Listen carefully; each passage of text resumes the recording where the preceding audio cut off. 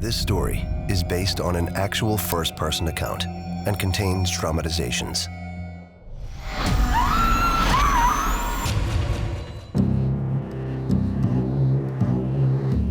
A family plagued by unexplained events. In a home rumored to have a dark past. Full of tragic suicides. And stories of sinister witchcraft. Get out! A plot from a Hollywood horror film? This is one family's actual account. Some paranormal experts believe you put 5 young girls in a house like this, it's a perfect recipe for a haunting. These are the events that inspired the movie, The Conjuring. It's a terrifying tale, but is it true? Find out. Behind the Screams.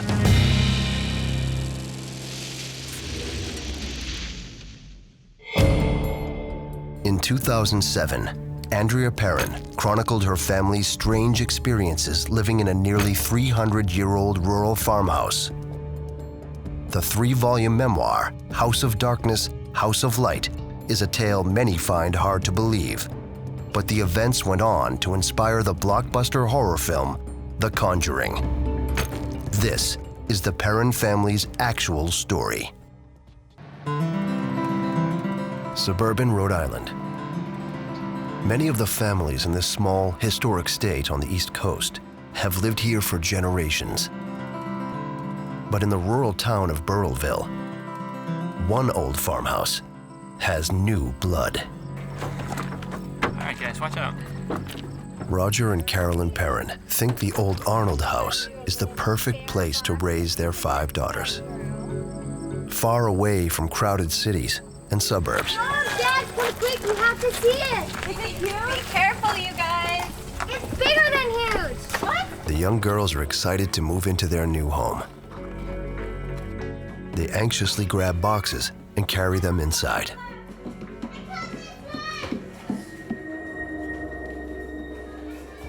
That's when 9-year-old Nancy thinks she notices something very strange. In the living room, she sees a man she doesn't recognize. She has no idea who he is, but she senses he doesn't belong there. Children can have a very keen sense of intuition. They're not stuck in their heads the way that adults are, which may make them more spiritually attuned. Suddenly, one of her sisters bumps into her, distracting her for just a moment. And as she turns back to greet the man, he's gone. How could he have walked past her so quickly? It's as though he simply vanished. Could he have been a friend of the former homeowner who'd stopped by? Or a neighbor? She quickly leaves the moment behind. For now. As far as the family knew, there's nothing strange about this house. Nothing was disclosed about any murders, suicides, or anything of that nature.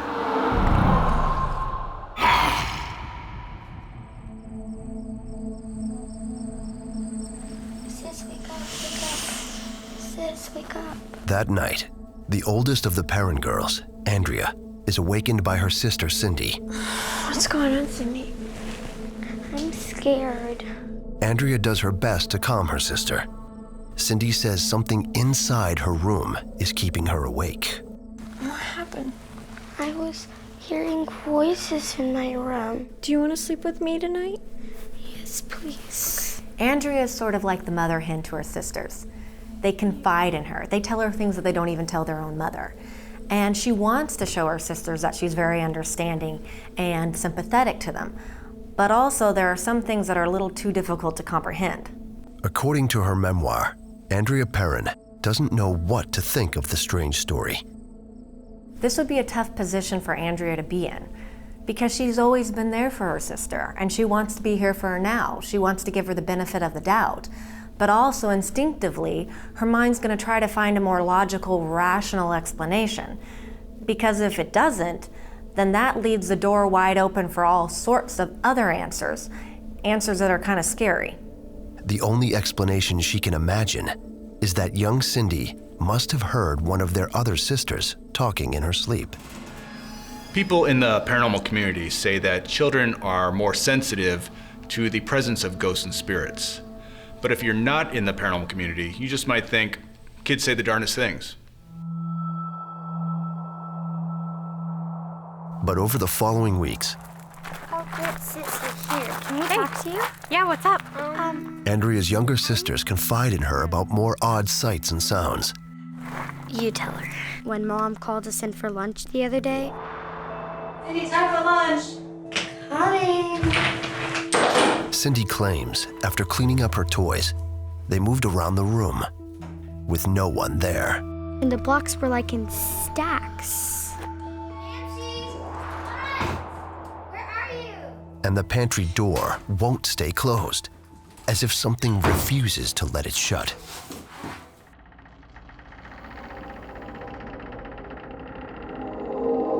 It's almost like they were. Even worse, Cindy says that in her room at night, she feels someone is visiting her.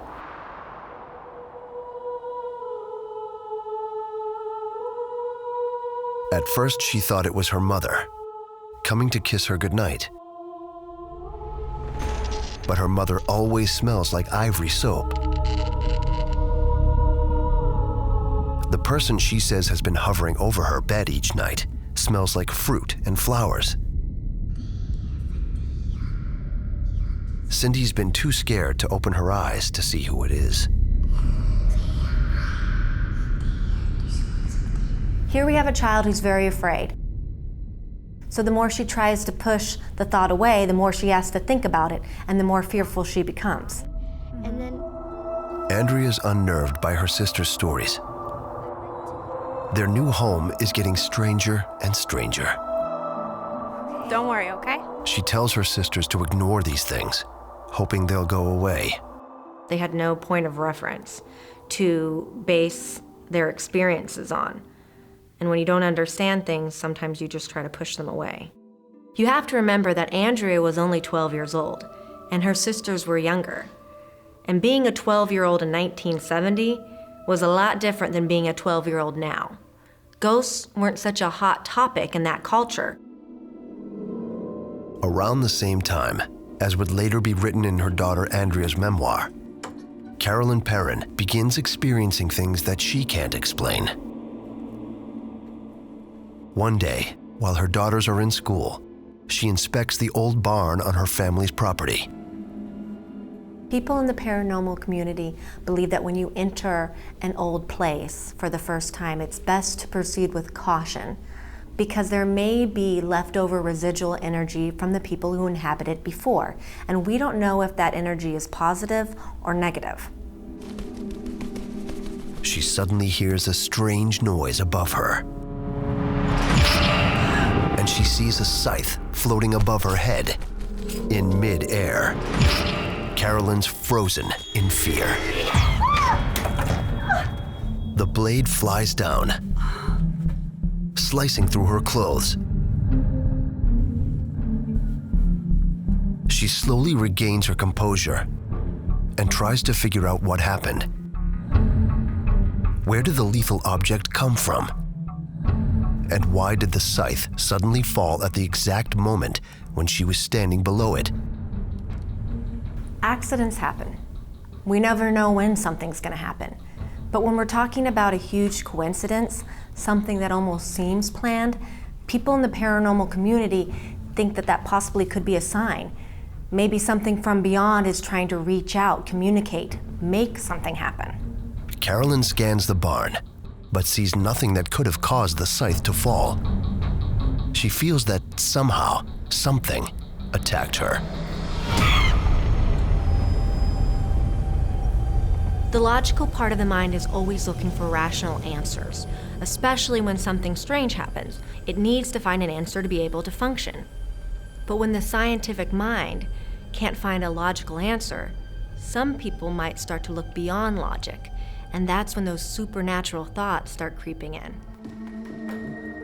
With no rational explanation for what happened, Carolyn Perron decides to keep this bizarre experience to herself. She knows no one will believe her, and she doesn't want to scare her daughters. This must be very difficult for Carolyn, because as humans, especially females, we naturally want to share our experiences. That's how we release negative energy built up. But she knows that if she shares her experiences, her traumatic experiences, that she could possibly scare her family. So she has to keep all these feelings bottled up, which must feel pretty isolating. But as the weeks pass, Carolyn becomes more and more uncomfortable in her new home. She feels an oppressive coldness following her everywhere she goes. No matter what she does, she can't get warm. Cold spots are common in hauntings. They're areas where the temperature has dropped 5 to 10 degrees. And people in the paranormal community believe that this signifies that the entity is trying to gain strength, gain energy from the space around it to manifest itself.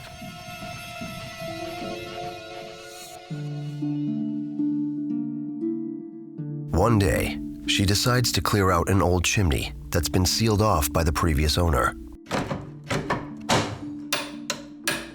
She hopes an additional working fireplace will help get rid of her constant chill.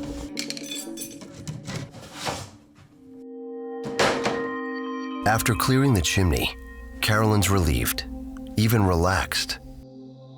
Ever since the incident in the barn, she's felt anxious and vulnerable. Taking action has renewed her sense of control.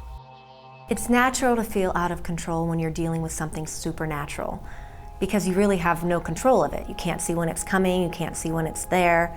There's not much you can do about it. So you may try to take more control of your environment, which may actually work against you. People in the paranormal community believe that you may disrupt that entity or whatever is disturbing you even more, and therefore they may retaliate. She decides to take a shower in hopes she can wash away her fears. Feeling refreshed, she hopes the strange occurrences are now behind her.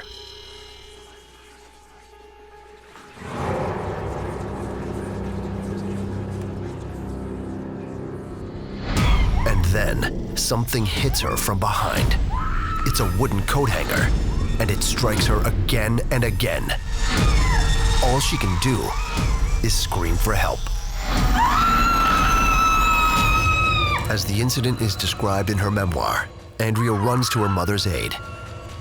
Mom? Her mother's being physically assaulted by a floating coat hanger, wielded by an invisible force. Suddenly, the weapon falls to the floor. Mom? In shock, Andrea tries to comfort her mother. Oh my God. For a child to witness their parent being attacked would create a real sense of powerlessness, which is what children already feel on a daily basis. And now you take it to a whole new level. Goodness, let's see. Oh, look. Looks like they're getting That night, Carolyn Perron keeps her 5 daughters close. And there's fire. She's starting to think their house is indeed haunted, and she doesn't know how she will keep her daughters safe. It's tough feeling vulnerable to something you can't see or control. It puts you constantly on edge, and eventually it's going to wear you down. But she puts on a brave face and pretends everything is fine. Moms are naturally wired to protect their young, to keep them safe at all costs. And this often means that mothers have to take on the weight of the world so their children can be shielded. The last thing Carolyn wants to do is frighten her children. Still, she has to tell someone what's happened. At this point, Carolyn believes she's been attacked twice. Once in the barn and once in the house. Mom? Now this must be a very scary and traumatic experience for her, but she still has to go against her natural instinct to tell somebody about it. She doesn't want to scare her family, so she has to isolate it, keep it bottled up inside, which only elevates her stress. So how are things going? They're going well. Kids doing okay at school? Yeah. Later that week, when her husband Roger returns home from a business trip, his wife is hesitant to tell him about the terrifying incident. While some people do believe in spirits, most people don't. So it's very difficult for the paranormal witness to try to tell somebody about their experience because they don't want to seem like they're crazy or that they're going mad, especially if the person that they're telling really does not believe in the paranormal. There's something I've been wanting to tell you about. It happened the other night. Knowing that Roger isn't a believer in the supernatural, Carolyn fears he won't listen to her. Look, I know this is gonna sound crazy. But she can't keep this a secret. It was like a presence was in the room. What do you mean a presence? Carolyn struggles to get the words out. She knows how unbelievable the story will sound to her husband.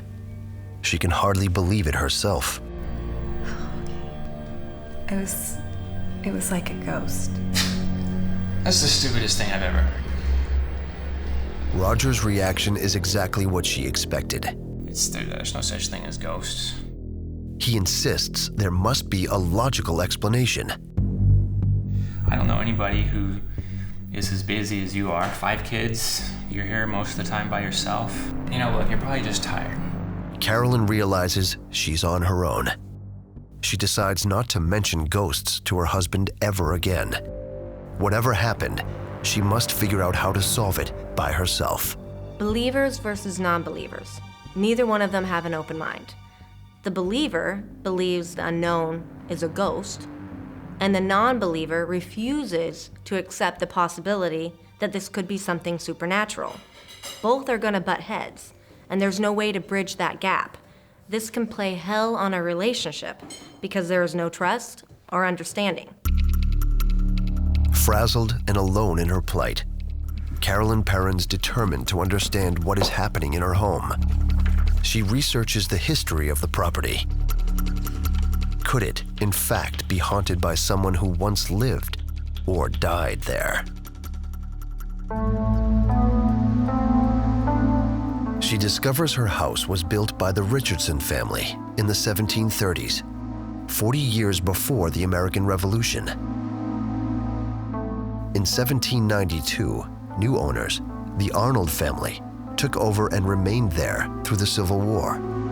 Not understanding what is happening around her, Carolyn wonders, is it possible one of their spirits is trapped here in the house? Some paranormal researchers believe that ghosts are earthbound spirits that just can't let go of something. They have unfinished business, or they don't even know that they're dead. But while she hunts for answers, she fears that someone or something is hunting her. According to her daughter Andrea Perron's memoir, one night Carolyn hears the sound of footsteps in her bedroom. Maybe it's one of her daughters unable to sleep. Cindy? But when she opens her eyes, she believes she sees a horrifying ghost. Her vision is a corpse-like old woman staring down at her ominously. She's so terrified, she can't even scream.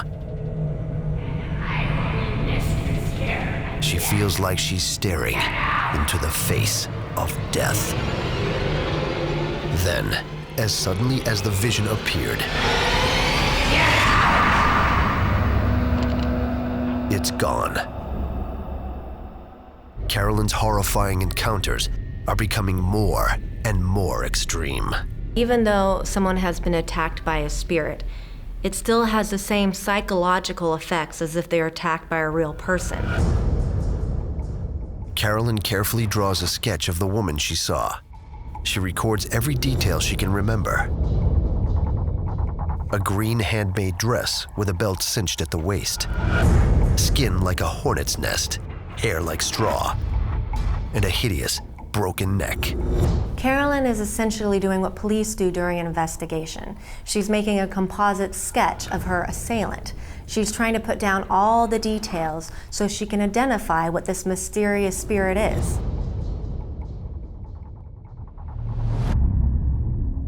Later that same night, Carolyn's daughter Andrea wakes up from a terrible nightmare. Searching for her mother, she discovers Carolyn's sketch and gasps in utter disbelief.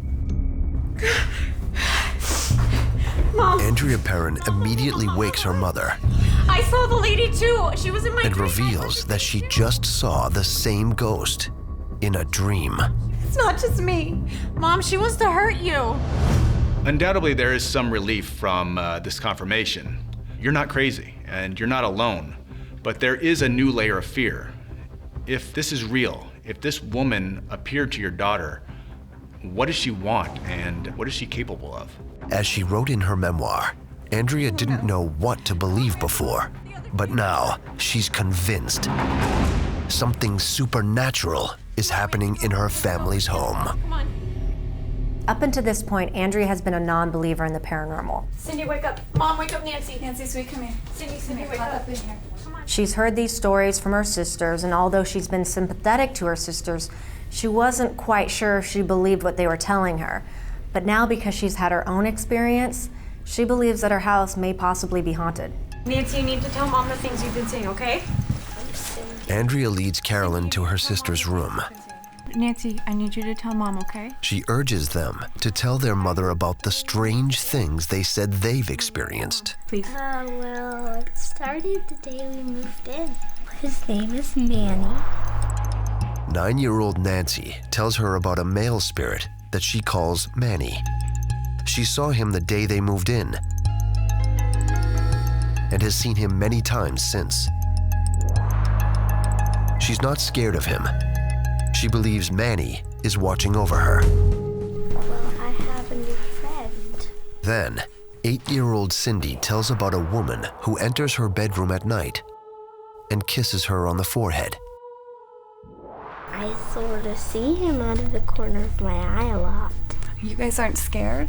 No. While they were initially scared of these spirits, now they believe these ghosts really care for them. No matter what her daughters say, Carolyn is very concerned.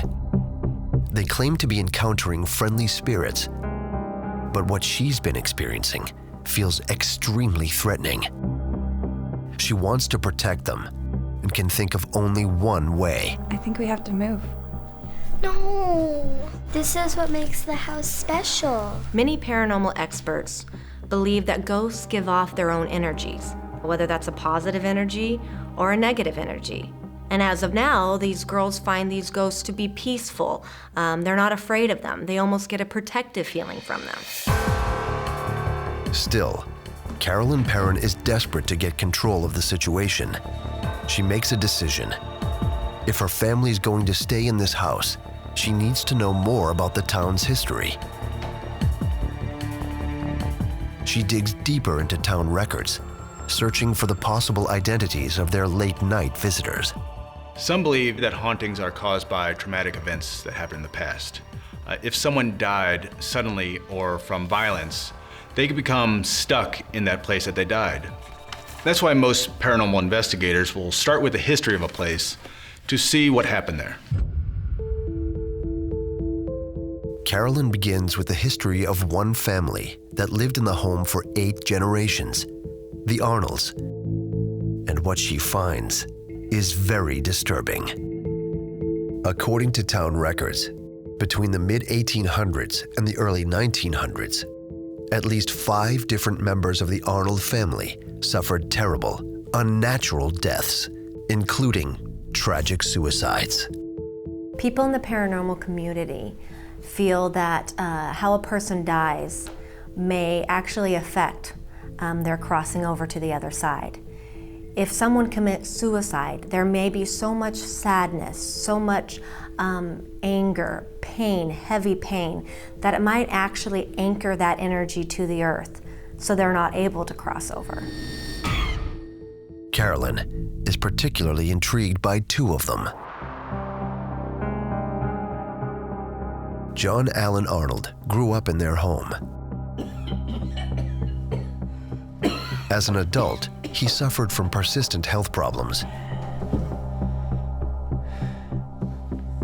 His troubles gradually wore down his will to live. At the age of 57, his despair finally consumed him.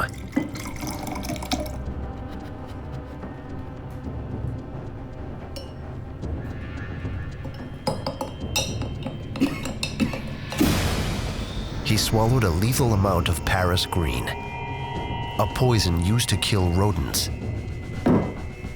His death was slow and painful.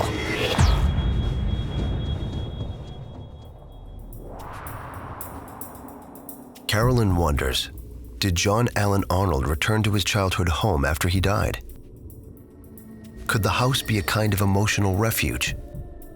And was he the man that Nancy saw in the dining room the day they moved in? Most people automatically believe that ghosts haunt the places they died in, but that isn't necessarily so.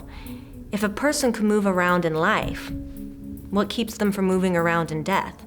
So it makes sense that John Arnold would revisit the place where he grew up in and possibly befriend one of the girls there. Then, Carolyn learns about a woman known only as Mrs. John Arnold. She died at the age of 93. Rumor has it, after such a long life, she couldn't bear to live any longer.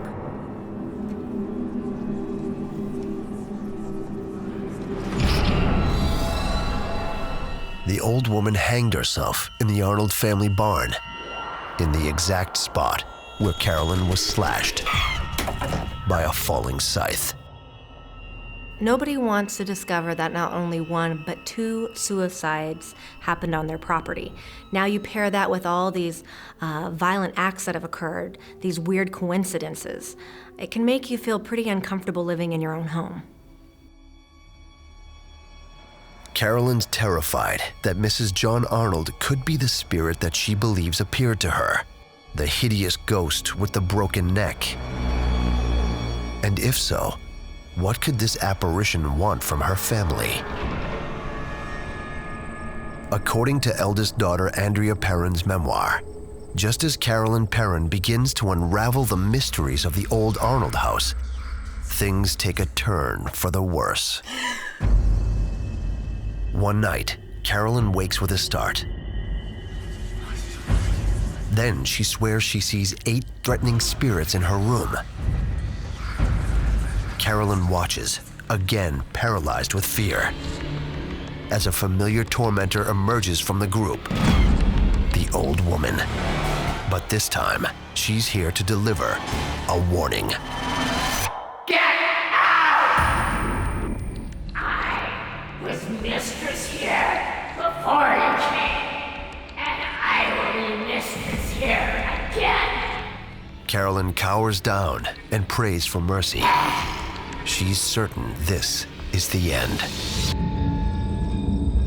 Then, the frightening vision fades as suddenly as it appeared. But to Carolyn, the message is clear. She's certain the ghost she's seen wants her gone. The constant torment is more than she can bear. How do you process something like this with a rational mind? Was she suffering from the effects of PTSD or some other mental disorder? It's overwhelming. Afraid she might be losing her mind, Carolyn goes to see her doctor. And after a thorough examination, the doctor tells her she shows no signs of any psychosis. A psychiatric evaluation is not recommended. It must be a huge relief for Carolyn to get a clean bill of health from her doctor. This means she's not mentally losing it. And she can't mentally lose it. She's the mother of these 5 girls. She's running a household. But if she's not losing her mind, then what exactly is going on? What's going on in her house? news of the Perron family's terrifying struggle reaches two of the most famous paranormal investigators, the Warrens. Ed Warren is a self-described demonologist. His wife, Lorraine, claims to have psychic abilities. Together, they investigate hauntings and possessions across the country. The Warrens were gaining a lot of popularity for their work in the paranormal. It was a few years before the investigation of Amityville, but they had just finished an investigation at West Point Academy that gained them a lot of attention. We're in residence. When an acquaintance of the Perron family approaches the Warrens to enlist their aid, I think that's very possible. Lorraine senses this is a true supernatural terror. I think there's a house we need to visit. The Warrens take a trip to the old Arnold house. They know only what they've heard. The mother, Carolyn Perron, says the house is haunted and a family with 5 young girls might be at risk. The first thing they have to do is separate rumor from reality. Paranormal researchers are going to ask a lot of questions, just like any good investigators would. They want to be able to count out any environmental explanations, physical explanations, or mental explanations before they jump to a paranormal conclusion. While the girls are asleep, the Warrens interview Carolyn. You've heard about the different troubles we've had around here. Yes, but we'd like to hear from you exactly what's been happening and how it's affecting your family. She tells them about the horrifying specter she's seen in her bedroom, about the physical attack she endured, This horrible demonic voice. and the warning to go away. The Warrens don't question her sincerity, but they tell her that they have their own techniques for diagnosing a haunting. Do you mind if we have a tour of the house? No, please. The Warrens want to see if Lorraine psychically senses the presence of restless spirits. People with psychic abilities detect spirits in many ways. Some have described it as like standing next to an electric wire, where you're feeling that energy, that buzz. Others have described it as just having a conversation with a person, just like how you and I would speak. Others have described it as hearing voices, or having feelings that they know that are coming from beyond, that are unearthly. So Lorraine, to get a feeling of this house, has to do a walk around, has to see what she feels. And this is the pantry. And as soon as she opens the door to the pantry, she's overwhelmed by a foul odor. Something terrible has happened here. Lorraine's words ring true to Carolyn. You know, the girls actually said that they can't keep this door closed. Her daughters told her they've seen the pantry door open entirely by itself. In fact, they can't keep it shut. It's like something's trying to get out. They wonder what could possibly cause this phenomenon. But whatever it is, they find it very disturbing. If a house is being haunted, it's not unusual for things to be moved around, for doors to open and close on their own, for there to be phantom smells. Because if an entity is trying to make contact with the homeowners, it will do so by any means possible. And when Lorraine enters the kitchen, she tells Carolyn she's had another terrifying vision. There's a presence here, and it's demonic. Next, she reveals that a name is flooding her mind, and she thinks it may be the key to everything. Have you ever heard the name Bathsheba? Carolyn Perron instantly recognizes the strange moniker from her research into the town's history. I've been doing research. She tells Lorraine that she learned about someone named Bathsheba Sherman, who lived on a nearby farm. Bathsheba was described as a spiteful woman. The recorded facts of Bathsheba's life are brief. Born in the early 1800s, she grew up here in Burrillville. But there's more that the town records don't show. According to a local historian, Bathsheba Sherman was rumored to be a murderer. In her younger years, an infant she cared for was found dead, with a knitting needle embedded in the base of its skull. An investigation cleared Bathsheba's name, but she was already convicted in the court of public opinion. The historian told her that many in the town of Burrillville believed she was actually a witch who'd sacrificed the child for Satan. A local historian writing in 1856 noted there were a few spiritualism circles in the town at that time. The more orthodox people believed that was the work of the devil. This is almost 150 years after the Salem witch trials, so there weren't any formal accusations of witchcraft. That being said, there probably were some people in that town who still believed in witches. Historical records show no proof of Bathsheba's knitting needle murder, but Carolyn Perron now sees a connection to another unexplainable assault she claims happened recently. I was upstairs and I was sitting at my desk and I felt something like a sting. At first, she thought she'd been stung by some kind of insect, but there was way too much blood.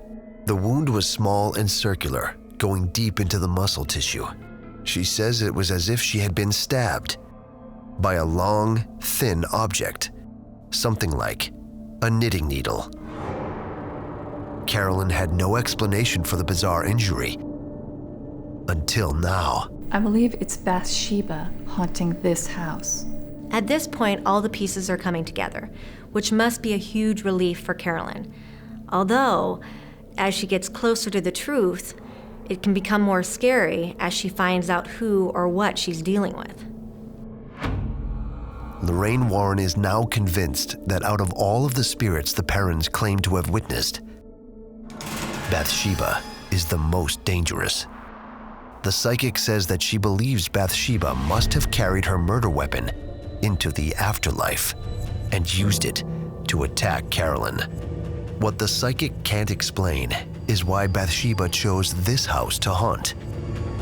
Town records say she died in her own home at the age of 73 and was supposedly buried alongside her husband and children in the town cemetery. Carolyn reveals something else the historian told her about Bathsheba, something that now terrifies her. It's rumored that she wasn't buried with her family.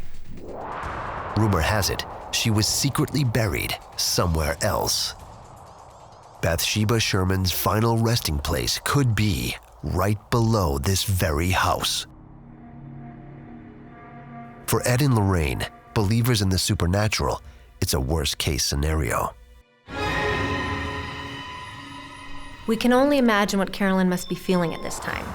Her and her family moved out into this old farmhouse to find some peace and quiet. And now they're having all of these unexplainable events, these violent acts. And then she just recently discovered that there may be a demon now living in her house. She must be at her tipping point.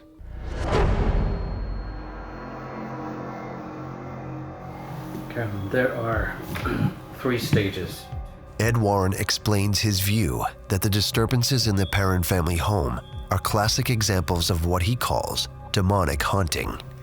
He tells her the first stage is infestation. In this stage, an entity captures the attention of the living by generating sounds, causing objects to move, or manifesting in the visible form. Hearing Ed's list must be sending chills through Carolyn. He's listing off everything that she's experienced. And the way he's making it sound is that it could possibly get worse. Then, he explains the next stage is oppression. The entity wages a psychological assault. Get out! Intended to break a person's will to live. When that happens, the victim enters the third stage. Demonic possession. Demonologist is said to recognize forces of good and evil in the everyday world. Ed and Lorraine saw it as their duty to protect this family from true evil. After several hours, the Warrens leave the Perrons' home, but they promise to return.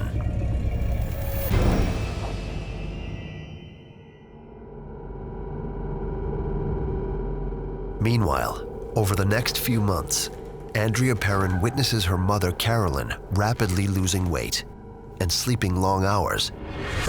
In fact, she seems to be losing touch with reality altogether. The theories in the paranormal are based on the thought that ghosts are energy, and energy attracts other energy. So if a spirit or a ghost is drawing the energy from a living person, that person is going to get weaker and weaker. Paranormal believers would think that this is a very dangerous state for Carolyn to be in. In this weakened state, it leaves her open for possible demonic possession. As promised, late one night, the Warrens return to the old Arnold house. And this time, they've brought help. They introduce her as a psychic medium named Mary. It makes sense why Ed and Lorraine would bring another psychic to the séance, because they don't know what they're dealing with. They don't know how powerful it is, and there's always strength in numbers. Roger Perron brings the paranormal team to his wife Carolyn's side. They can see that Carolyn's turned pale and lifeless, like a ghost. The Warrens think Carolyn Perron may already be possessed by a demon. Roger, we know what we're talking about. Please. We understand this is strange. Ed tells Roger there's no time to lose. The Warrens believe the only way to draw the demon out into the open and expel it is through a spiritual ceremony called a séance. Séance? What kind of hokey new age stuff is this? Séances have been around for centuries. Participants attend them with the hopes of contacting a spirit using a medium as a conduit. The main purpose is communication. Carolyn's husband, Roger, is not a believer. But what if what the Warrens are saying could be true? He fears the risks to Carolyn could be enormous. Carolyn has already been through so many traumatic events in her home. And séances can be very dangerous. Things can be thrown. You can invite something in more powerful, more angry. If the psychic doesn't know how to deal with the entity, it can make matters worse. Although on the other hand, if Carolyn is already possessed, this may be the only way to release her from possession. She just needs more sleep. She hasn't been getting enough sleep. Although Roger refuses to believe the Warrens' supernatural explanation, we don't have time. We need to do this now. He's so concerned for his frail wife, he's willing to try anything. He reluctantly agrees.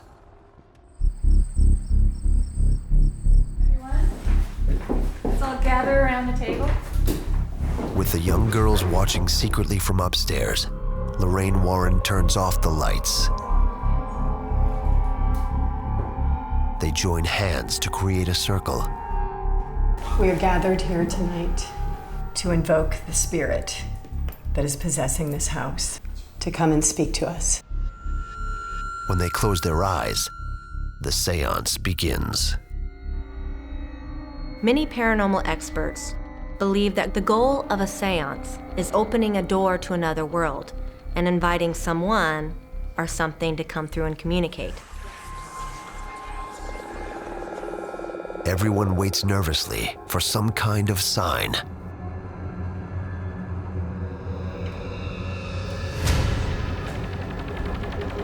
When suddenly, according to Andrea Perron's memoir, they feel the table begin to shake. Carolyn pulls her hands away, breaking the circle. Then she raises her head.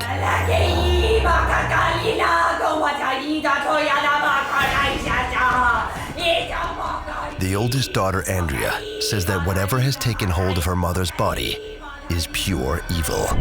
But what she says happens next seems impossible. Carolyn's chair flies across the room, with Carolyn still seated in it.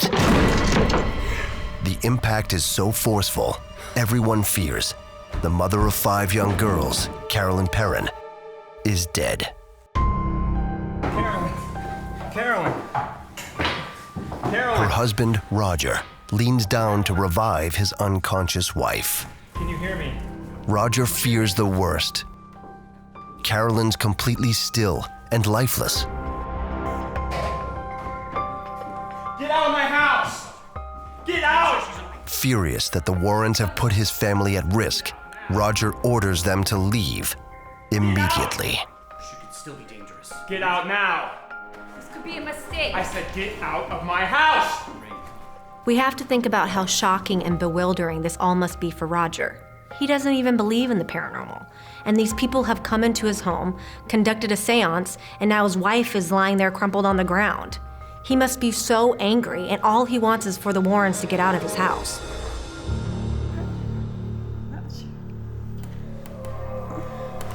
Then, finally, she begins to move. Carolyn is alive, though he has no explanation for what just happened before his eyes. Roger knows that whatever tossed his wife across a room just moments earlier could have easily killed her. Obviously, this entity could have killed Carolyn if it wanted to. But maybe that wasn't its goal. Maybe its goal was to show everyone how powerful it is, that evil truly exists. You're okay. Carolyn Perron has no recollection of the frightening séance, but she seems less withdrawn than she has been in months.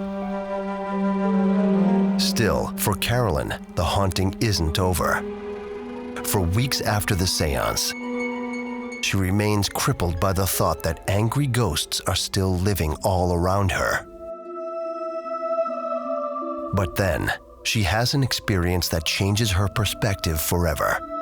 Daughter Andrea's memoir recounts that one day, while her mother is walking through the house, It's beautiful, honey. Thank you so much. she hears unfamiliar voices coming from her dining room. Good harvest. She creeps up slowly to see a family of strangers talking and having dinner. All of our hard work has paid off. Judging by the period clothing and artifacts in the room, Carolyn is certain she's seeing a vision from the past.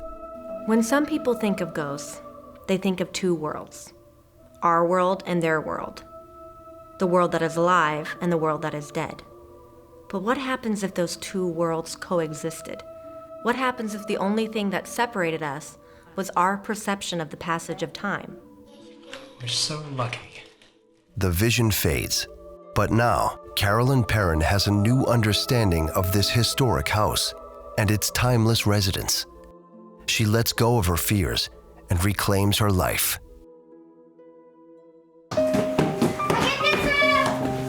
10 years after it all began, the Perron family finally moved out of the old Arnold house. But their experiences there left all of them transformed. Decades later, the oldest daughter, Andrea Perron, wrote the collective memoir, House of Darkness, House of Light. This incredible story became the basis for The Conjuring, one of the most critically acclaimed and commercially successful horror films of all time. But what did the Perron family really experience? Were the ghostly visions just figments of their imaginations? Or were they proof of something otherworldly we don't yet understand? Get out! We may never know the truth behind their tale. Did the Perron family experience a demon? Some of the experiences suggest that they were befriended or being watched over by a protective spirit. But were these dueling forces attracted to the place or to the people? Dad, come quick, we have to see it! And what about Bathsheba Sherman? She's been branded a child murderer, a witch, and a devil worshiper. But no historical documents exist to prove it. Her real story remains a mystery. Facts get distorted over time, and a good investigator has to know the facts. In this case, the horrible legend is so old that the facts are not necessarily supported. So did it really happen? Visions of angry spirits. A woman slowly losing her mind. and a house gripped by suicide, murder, and unholy terror. Get out! It's the incredible story that inspired The Conjuring, Behind the Screams.